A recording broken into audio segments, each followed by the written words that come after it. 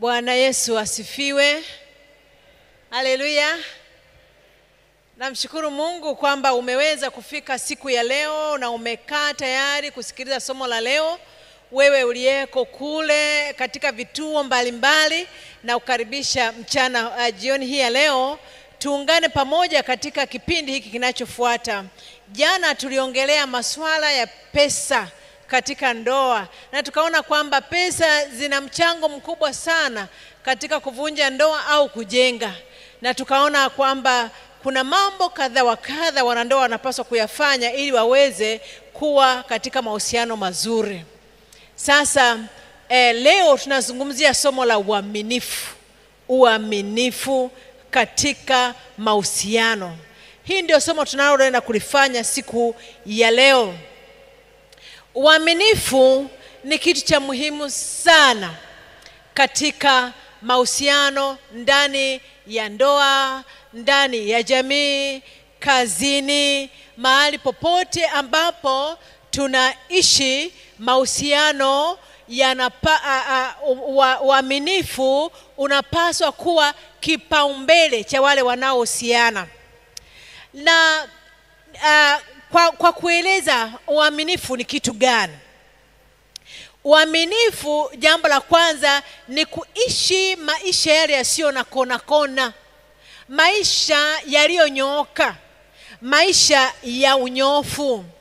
Ni vile kusema kile unachokisema ndicho kile unachokiishi. Ni ukweli usio pinda kwa kile unachokifanya na kukisema. Uaminifu ni kitu adimu katika jamii. Kuwapata watu waaminifu ndicho kilio cha serikali za dunia hii, ndicho kilio cha waajiri wa sasa, ndio kilio cha wanaotafuta wachumba.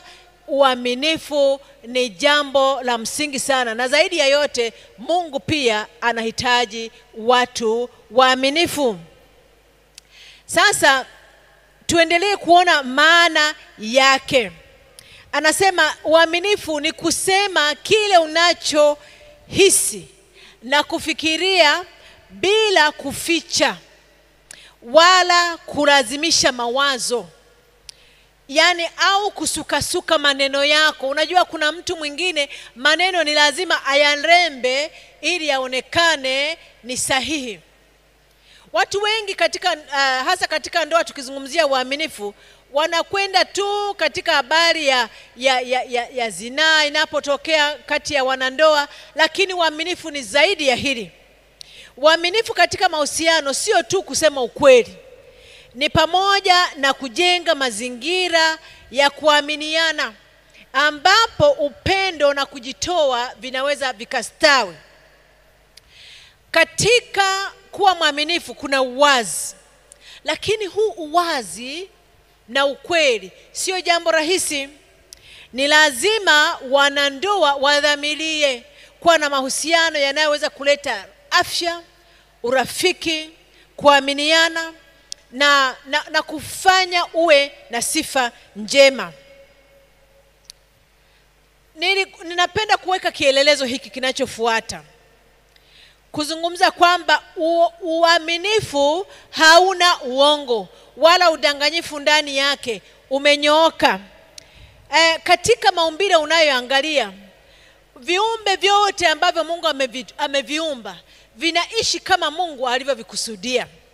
Ukiona jiwe hakuna hata siku moja lilitamani kuwa mti. Wala ukiangalia mti, unapoona watu wanakaa chini ya kivuli, wanakaa chini ya majani, mizizi haijawahi kusema kwamba na mimi nataka nikae juu ili watu wanione. Mizizi inafanya kazi yake kwa uaminifu ikiwa ardhini, na majani yanafanya kazi yake kwa uaminifu yakiwa juu. Lakini vivyo hivyo jua haliweki mgomo kwa kusema kwamba natamani ningekuwa kama mawingu na mimi siko tayari kufanya kazi. Viumbe ambavyo Mungu ameviweka vinafanya yote kwa uaminifu. Maisha ya uaminifu ni muhimu katika kila nyanja ya mahusiano, wanandoa, kwa watoto, kazini, katika mahusiano yetu na jamii na majirani zetu na marafiki, uaminifu ni kitu cha muhimu. Sasa tuone baadhi ya mfano wa ukosefu wa uaminifu katika ndoa. Wa uaminifu, tuseme tu uaminifu, acha katika ndoa. Jambo la kwanza ni kuwa na mahusiano kihisia au kimwili. Nilitamani niseme hivi kwamba jambo la kwanza la kutokuwa na uaminifu katika ndoa ni kwa mfano ile kuwa na mahusiano ya kihisia na kimwili na mtu mwingine asiye mwenzi wako. Ni kukosa uaminifu. Ni kukosa uaminifu katika ndoa.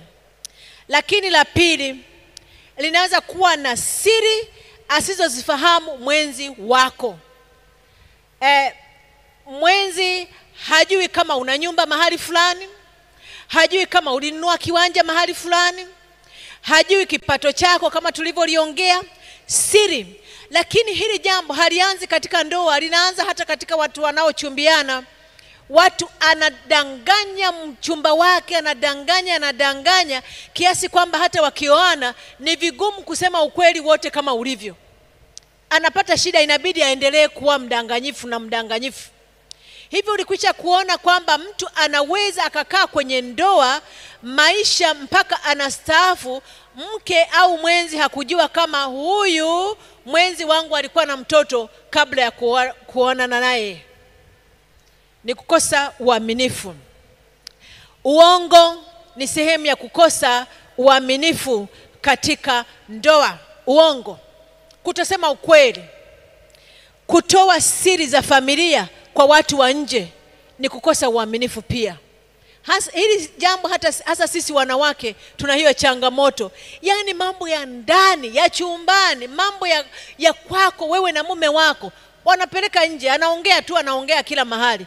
Ni kukosa uaminifu. Ni kukosa uaminifu.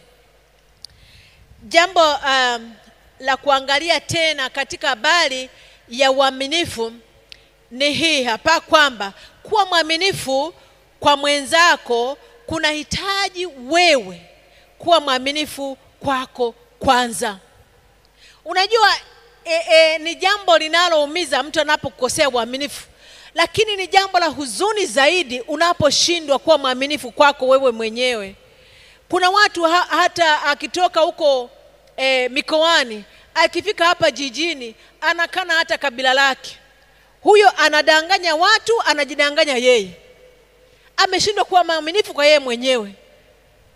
Ukimwambia wewe kabila gani, kuna kabila ambalo amelifikiria kichwani kwamba inaweza kuwa bora, hilo ndio analitaja, anakataa. Ikiwa huwezi kuwa mwaminifu kwako mwenyewe, unaweza kujikuta unahisi wasiwasi, kutokuwa na furaha au hasira kwa sababu ambazo huwezi kuelewa. Unajua mtu ambaye si mwaminifu, hasa mtu mwongo, anatakiwa awe na akili sana na kumbukumbu nzuri sana, ili usisahau ulichosema jana, ulichosema juzi, ulichosema kwa yule na kwa mwingine. Kwa hiyo wakati wote anakuwa na wasiwasi kukumbuka kwamba hivi nilisema namna gani. Ukiwa mwongo lazima uwe na kumbukumbu nzuri. So hizi zinaweza kuleta athari kwa ustawi wako katika mahusiano. Sasa tuone ni namna gani ya kuwa mwaminifu katika ndoa. Ni namna gani unaweza kufanya hivyo? Utafiti unaonyesha kwamba mtu anapokosa uaminifu na kuwa msiri kuhusu shughuli zake binafsi, huondoa kuaminiana, hupunguza kujitoa na jitihada katika kudumisha uhusiano na watu wengine. Kama vile watu wanavyokosa uaminifu katika ajira zao, hasa katika makampuni. Wengine ni kufoji vyeti, wengine kuiba, kugushi pesa, wengine uzembe kazini, kutowajibika. Hivi vitu havianzii kazini, vinaanzia nyumbani. Watu waliokosa uaminifu nyumbani wanafanya vivyo hivyo katika maeneo yao ya kazi. Ukosefu huu wa uaminifu huathiri sana utayari wa kuweza na kustawi kwa mahusiano. Sasa jambo la kwanza linaloweza kusaidia katika kuleta uaminifu hasa katika ndoa. Kumbuka uaminifu nao zungumza unapaswa kuwa kila mahali. Uwe kazini, uwe katika jamii, uwe katika urafiki. Uaminifu wanatafutwa, lakini kwa somo hili la leo tutajikita tu katika ndoa. Hasa tunafanyaje katika ndoa? La kwanza ni uthabiti katika maneno na matendo. Wewe kama unahubiri maji, basi unywe maji, usinywe pombe. Yaani kile unachokisema unapasa kukifanya kwa vitendo. Kwa hiyo hakikisha unachokisema ndicho unachokifanya. Tunza ahadi. Kutimiza ahadi zako humhakikishia mwenzi wako kwamba anaweza kukutegemea na kujitoa kwako katika mahusiano. Mwenzi wako anaposema kwamba nitakuja saa fulani, basi umtarajie. Usimsubiri alafu afike kesho yake na alikwambia anarudi saa 6. Akifika ametengeneza story. Uaminifu unasaidia hata katika malezi. Wazazi tunatoa vitu vya ahadi sana kwa watoto wetu. Kuna kisa kinasema kwamba mzazi mmoja, nyumba moja ilikuwa ikiungua gorofani. Na sasa wazazi wakaja, kulikuwa na watoto wanacheza, nyumba imeanza kuungua, hawawezi kupita kwenye ngazi. Wazazi wale wakaja, wakaambia watoto wao. Mzazi mmoja akasema kwamba mwanangu, ruka nitakudaka. Na yule mtoto kwa kweli akatii baba yake, akaruka na baba yake akamdaka. Baba mwingine akasema kwamba ruka mwanangu nikudake. Mtoto akasema baba, huwa huniambii ukweli. Uliniahidi baskeli, hukuninunulia. Uliniahidi viatu vizuri, hukunipa. Nitaaminije kwamba utanidaka siku ya leo? Kwa hiyo kuwa waaminifu kunaweza kukaleta mahusiano mazuri kwetu na watoto tuliowazaa. Lakini jingine, linda mipaka yako. Linda mipaka yako katika mahusiano. Weka mipaka iliyo wazi kati yako na marafiki zako na wale watu unaowajua, ili kuepuka hali zinazoweza kusababisha vishawishi. Wanawake na wanaume, usikumbatie kila mmoja, yani kana kwamba yani hakuna tofauti ya kukumbatia mke wako, kukumbatia mume wako. Unakumbatia kila anayekuja upande wako, bila kujua kwamba huko duniani yako mafisi, yako masimba yanayorarua ndoa. Utaweza kudhurika. Weka mipaka. Masaa yasiyofaa kusimama na watu wa jinsia tofauti au jinsia zinazoleta mazingira hatarishi, usikae huko. Kama umeajiriwa, una bosi wako, weka mipaka. Tofautisha mahusiano ya kazi na mahusiano yasiyo ya kazi. Weka mipaka ili ulinde uaminifu wako, kwa sababu shetani yupo. Lakini jingine, kiri makosa ni uaminifu. Mwenzi anayekubali makosa yake na kutafuta namna ya kushughulika ni dalili kubwa ya uaminifu. Utayari wa kukua ndani ya mahusiano. Usikatae. Uaminifu ni kukubali. Kama umekutwa umekosa na umeanguka, sema tafadhali nisamehe, hapa ulikuwa na haki, mimi nimekosea. Ni ukweli. Usipake maneno na kufanya yaonekane mazuri.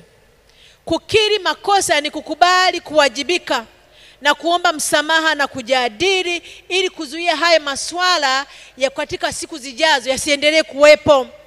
Na hii itakujengea uaminifu kuwa wewe umejitoa kuboresha mahusiano. Saa nyingine kukiri makosa kunaleta aibu. Basi bora uvumilie aibu, lakini utambulike kama mwadilifu. Uwezo wako wa kukubali kuwajibika inaweza kuleta imani na mahusiano kati yako na mwenzi wako. Namba 4, kuwa muwazi. Kuwa muwazi katika mahusiano. Uwazi ni sehemu kubwa ya uaminifu katika mahusiano. Inamaanisha kwamba unazungumza hisia zako hata kama ulidanganya jambo mwanzoni mwa mahusiano. Sema ukweli kwamba leo ninasema hili, kwa kweli sikuwa muwazi kwako. Watu wapo ambao hanaficha hata ugonjwa. Anawana na mtu na hujui ana ugonjwa wa hatari wa kufishwa na hawezi kupata msaada. Kuwa muwazi ni kuwa tayari kusema hata mipango yako, hisia zako. Wapo watu ambao mali zao zinakuja kudaiwa wakati wa mazishi yao. Wadeni wao, hata waenzi wao wanashangaa, au wanasitukia watoto wanaletwa, hawajui, hawakuwahi kujua. Vitu ambavyo vingetatuliwa mapema wakati wa mahusiano. Watu wanagombania mirathi kwa sababu waliochuma mali hawajui, na wakati mwingine mwenye mali anakufa bila watu aliyowahangaikia kubaki wanafaidi. Alificha vitu, wanafaidi watu wengine. Kuwa muwazi. Lakini epuka uongo mdogo mdogo. Uongo mdogo mdogo. Unajua kuna uongo ambao mtu anakuwa kama ni jadi. Yaani hawezi kusema ukweli, ni lazima ulembe, ni lazima aweke vimaneno. Huo sio uaminifu. Hata uongo mdogo unaweza kukua na kuharibu uaminifu. Kuwa mwaminifu hata katika mambo madogo kunaongeza kiwango cha mahusiano, kwamba katika masuala makubwa yatakayokuja utakuwa mwaminifu pia. Jambo lingine, panga namna ya kuangalia hali ya mahusiano yenu. Kwa nini nasema hivyo? Ili kujenga mahusiano yanayodumu katika ndoa, mahusiano ya kuaminiana, mahusiano ya kuthaminiana, ni lazima kuwe na muda wa mara kwa mara wa kupima na kujadili hali ya mahusiano yako, hisia zako binafsi na hisia za mwenzi wako. Sasa makosa yanayofanyika ni haya: watu wanaeleza hisia zao wakati wanagombana. Nani anakusikiliza wakati unamtukana? Ni nani analichukulia vizuri? Hakuna. Lakini muda unapopatikana wa kujadili hisia, wa kujadili unavyojisikia kwa mwenzi wako, wakati mambo yote ni shwari, inaleta usikivu mzuri na inaleta kujenga kuliko kubomoa. Kwa hiyo panga katika namna ambayo mwenzi atapata kuridhika mnapojadili mambo kama hayo. Uaminifu ni mchakato. Kwa nini nasema uaminifu ni mchakato? Ni kwa sababu sisi wote ni wenye dhambi. Nimekuwa nikiwakumbusha hili jambo. Ni mapambano, kwa sababu shetani anatamani watu wakose uaminifu. Mhubiri wetu amekuwa akizungumza kwamba waaminifu, waadilifu Mungu anawapenda. Ndio maana Mungu anapomuona shetani anazunguka anamwambia, umemwona mtumishi wangu Ayubu. Yaani Mungu anajivunia mtumishi wake. Anapoangalia duniani anaona Ayubu ni mwadilifu. Mimi nawaza Mungu akituangalia sisi hapa anaona nini? Mtu mmoja amezungumza hivi kwamba kila siku tunajiangalia mbele ya kioo. Wangapi umejitazama kwenye kioo leo? Wakati wa najua naona mmevaa vizuri, lazima mmejitazama kwenye kioo. Vipi kama uliposimama mbele ya kioo, badala ya kuona gauni au suti au sura yako au shati zuri ulilovaa au hata joho, wale mliovaa joho, ukaona tabia zako ndizo zimeandikwa pale, ungefanyaje? Ungetabasamu? Ungekimbia? Ungesikiaje? Mbele ya kioo ukaona tabia badala ya sura. Nafikiri wengi wangetetemeka, kwa sababu tunavyovaa nje sivyo tunavyoonekana ndani. Na kwa hiyo uaminifu ni mchakato, kwa sababu tunaendelea kubadilishwa na Yesu kutoka kwa mahali tulipo pasipofaa. Yesu anatubadilisha. Na kwa hiyo anza kufuata huo mchakato. Wewe unahusianaje na mwenzi wako? Unahusianaje na mwenzi wako? Kuna mahali fulani nilienda, nilikuwa nafundisha masomo ya familia, nikaambiwa hivi kwamba wanawake walikuwa wanalalamika kwamba wanaume hawataki kula chakula nyumbani.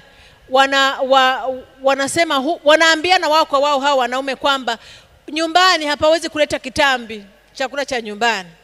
Lakini wanawake wanasema hao wanaume hawatuambii, tunapika, ninamwambia tunakusubiri, umeshakula mahali. Mwanaume anasema nile wapi, nasubiri kuja kula nyumbani, lakini ameshiba.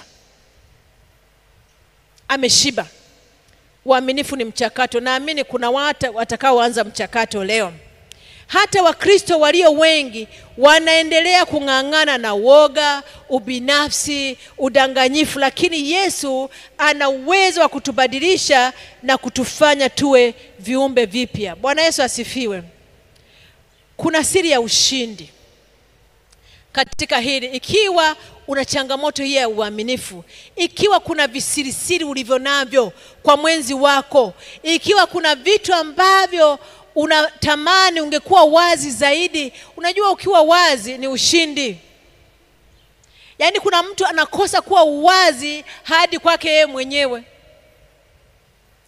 Lakini siri ya ushindi ni hivi kwamba maisha ya mcha Mungu yanapaswa kuwa na alama ya uadilifu na uaminifu. Lakini kwa sababu sisi sote ni wenye dhambi, uaminifu ni kitu ambacho lazima tukishughulikie kwa bidii. Kushughulika kwa bidii sio kusema kwamba nataka kuwa mwaminifu, nataka kufanya uaminifu. Ni kumwendea Mungu na kumwambia kwamba Mungu, mimi hapa nilipo kwa kweli. Yaani kusema ukweli ni jambo gumu. Kuacha wanawake ni jambo gumu. Kuacha wanaume mipango ya kando kama tulivyoambiwa na mhubiri ni jambo gumu. Linanishinda, nisaidie, siwezi. Kusema ukweli ni jambo gumu. Biblia inasema kitabu cha Waefeso sura ya 4 fungu la 25, basi uvueni uongo, mkaseme kweli kila mtu na jirani yake, kwa maana tu viungo kila mmoja kiungo cha mwenzake. Tuwe wa kweli. Tuwe wa kweli. Tukaseme kweli hasa kwa wenzi wetu. Unajua kudanganya ni kitu kibaya, lakini kumdanganya unayempenda ni jambo baya zaidi. Mungu anatuwezesha tunaposhindwa. Bwana Yesu asifiwe. Mungu anatuwezesha tunaposhindwa. Wafilipi 4 fungu la 13, neno la Mungu linasema hivi, na yaweza mambo mangapi? Yote katika yeye anitiaye nguvu. Mungu anahitaji waaminifu katika kila familia. Wanaume waaminifu, wanawake waaminifu, waajiriwa waaminifu, raia waaminifu. Ndio wanaoandaliwa kuwa wa raia wa Mungu mbinguni. Mungu atusaidie na Bwana atubariki. Na tuombe. Baba wa mbinguni, nakushukuru sana jioni ya leo. Umetukumbusha habari za uaminifu. Mara nyingi tumekuangusha kwa kutosimamia kweli na kutokuwa wazi kwa wenzi wetu, kwa kufanya vitu kwa uzembe, kwa kutowajibika kama ambavyo umetuagiza. Mungu, tunaomba utusamehe, lakini tuwezeshe kushinda hili jaribu. Asante Bwana kwa sababu utatenda na kuzidi, kwani tumeomba katika jina lake Yesu. Amina. Kesho usikose, tutazungumzia juu ya usafi wa kidijitali. Ndio somo utakalokuwa nalo siku ya kesho. Mwalike mwenzako, njoo na rafiki yako, hata wewe uliko katika kituo uje tuweze kusikilizana. Mungu awabariki.